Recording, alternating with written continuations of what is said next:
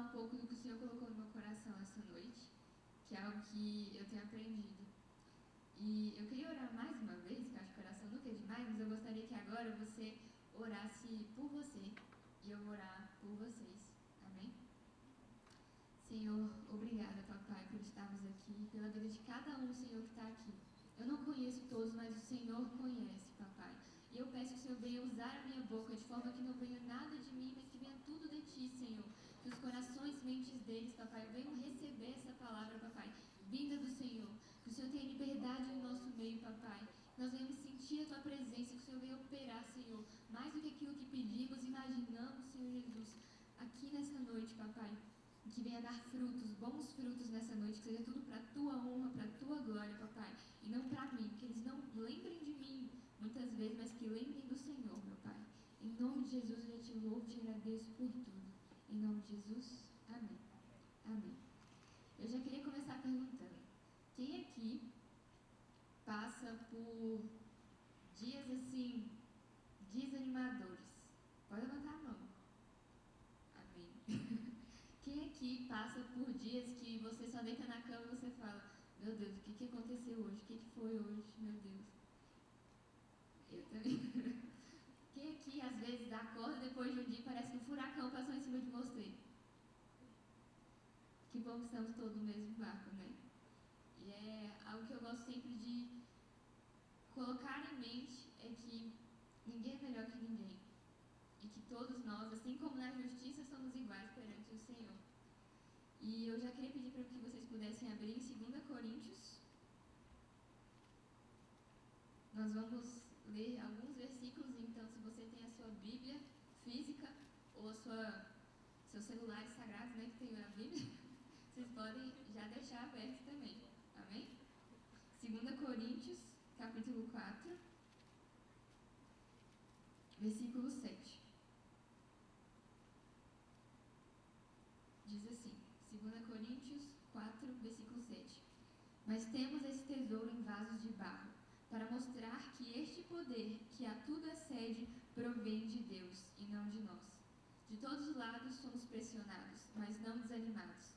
Ficamos perplexos, mas não desesperados. Somos perseguidos, mas não abandonados. Abatidos, mas não destruídos. Trazemos sempre em nosso corpo o morrer de Jesus, para que a vida de Jesus também seja revelada em nosso corpo.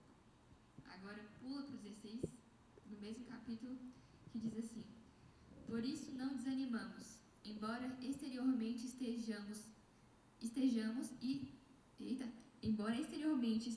a desgastar-nos, interiormente estamos sendo renovados dia após dia. Pois os nossos sofrimentos leves e momentâneos estão produzindo para nós uma glória eterna, que pesa mais do que todos eles. Assim, fixamos os nossos olhos não naquilo que se vê, mas no que não se vê. Pois o que se vê é transitório, mas o que não se vê é eterno. Amém? E eu não conheço a maioria de vocês aqui, até mesmo os que eu conheço, não tem como eu conhecer completamente no sentido de saber todas as coisas que vocês vivem todos os dias. E eu também não sei se todos aqui já são cristãos e têm um relacionamento com Jesus. Mas eu vou considerar que sim. Ou que não, né? Que é bom que a gente já fala a mesma coisa para todo mundo, amém? E quando eu estava orando ao Senhor, pedindo que Ele trouxesse para eu falar, eu pensei em algo que é algo que eu tenho vivido, né? Desde o meu encontro com Jesus. E é algo que eu acredito que todos os cristãos passam. Porque não existe ninguém na Terra que não passe por dificuldades. Não existe ninguém na Terra que não tenha passado por situações difíceis ou que esteja passando por situações difíceis. E todos, crentes, descrentes, aqui, na Rússia, em qualquer lugar, por todo o mundo, todos passam. Então, qual é a diferença de nós, que somos cristãos, que nos dizemos cristãos, que vamos à igreja, de outras pessoas descrentes, por exemplo, de pessoas que ainda não tiveram o encontro delas com Jesus? Até porque, como eu falei, ninguém é melhor do que ninguém. Nós não somos melhores nem do que a pior pessoa que você pode considerar. Ah, mas aquela pessoa fez isso, isso e isso. Não existe diferença. Todos nós somos pecadores e a gente sabe disso.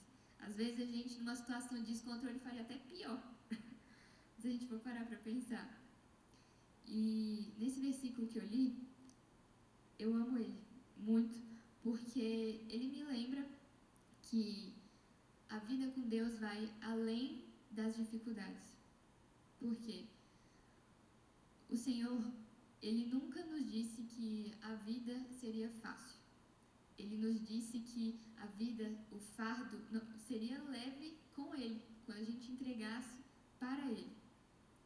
E eu não falo somente de você vir à igreja, de frequentar a igreja, mas eu falo de você ter um relacionamento real com Jesus. Porque eu, por exemplo, nasci num berço cristão, né, como as pessoas falam. Quando eu nasci, minha mãe, meu pai, minha avó, minha família de convivência já eram cristãos. E as pessoas têm na cabeça, né, que filho de cristão é cristãozinho, né? Que você já nasceu, você já conhece a palavra, e é isso. Só que eu fui ter o meu encontro real com Jesus aos meus 12 para 13 anos de idade, que muitos ainda consideram novo, né? Que é ainda na pré-adolescência. Só que eu também nunca fui aquela pessoa de fazer coisas que são explicitamente erradas. Tanto que quando eu me converti, até meu próprio pai se impressionou. Ele ficou, ué, você já não era cristã, minha filha? Aí eu, não, pai. Mas por dentro, eu sabia o tanto de coisa que tinha errada no meu coração. E a gente sabe que as coisas externas, elas vêm do interno, né?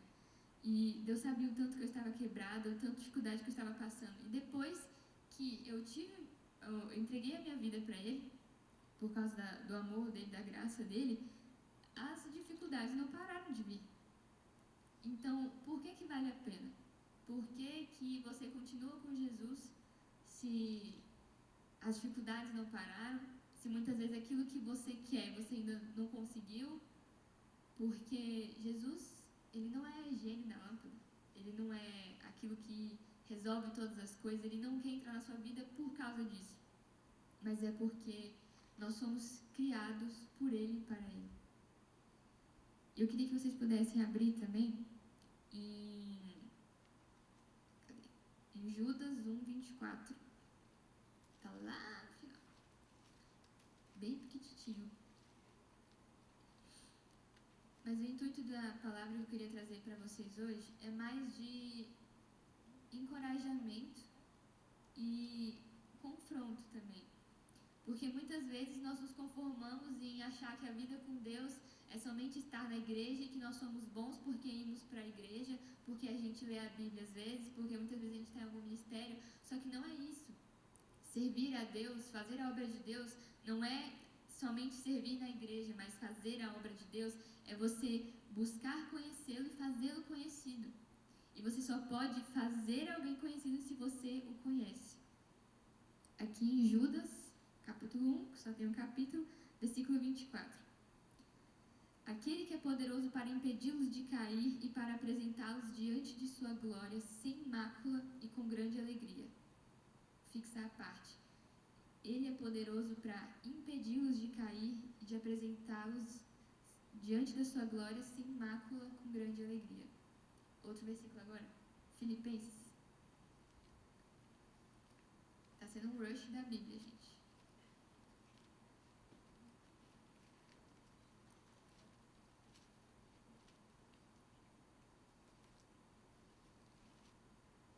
Amém. Filipenses. Vamos ler 2 versículos de Filipenses, né? Capítulo 3, versículo 7, que já foi até citado.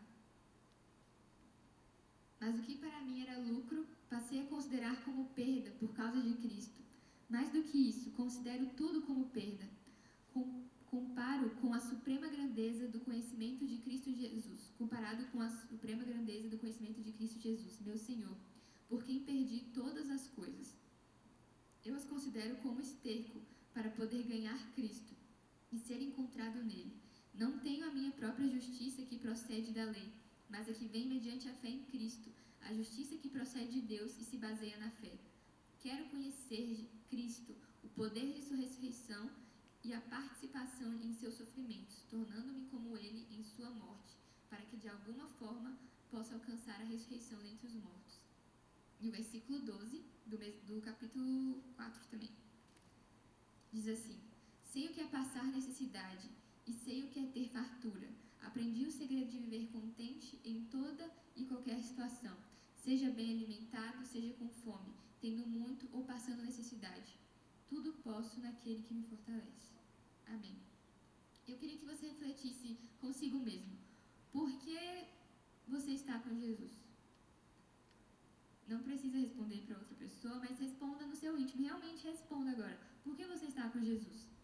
Tem aquele pessoal que faz vídeo no Instagram, né? Jesus é o que para você? Aí todo mundo, amor, tudo, vida, paz, tudo, tudo. Todo mundo falando tudo. Só que quando isso é realmente aplicado à nossa vida, significa muito mais do que você simplesmente falar. Mas é a sua vida. É na dificuldade que nós somos forjados. O Senhor, Ele nos permite passar por situações difíceis. Claro, todos vão passar por situações difíceis, como eu falei no início. Só que a diferença é que nós temos o Senhor. Assim como os discípulos na tempestade tinham Jesus dentro do barco. Isso muda toda a circunstância, isso muda toda a cosmovisão, a lente daquilo que está acontecendo. E é isso que o Senhor quer trabalhar em nós. Deus não quer mudar, muitas vezes, a circunstância que você está, mas Ele quer mudar você na circunstância que você está. Porque o que Deus quer é você, literalmente. Porque Deus, Ele não quer somente um monte de pessoas juntas, falando que Ele é grande, falando que Ele é bom, falando que Ele é santo, e isso não causar nenhuma diferença na vida deles. E eu não estou falando aqui de você ser um grande revolucionário, um Billy Graham da vida, mas é de você viver verdadeiramente para Jesus.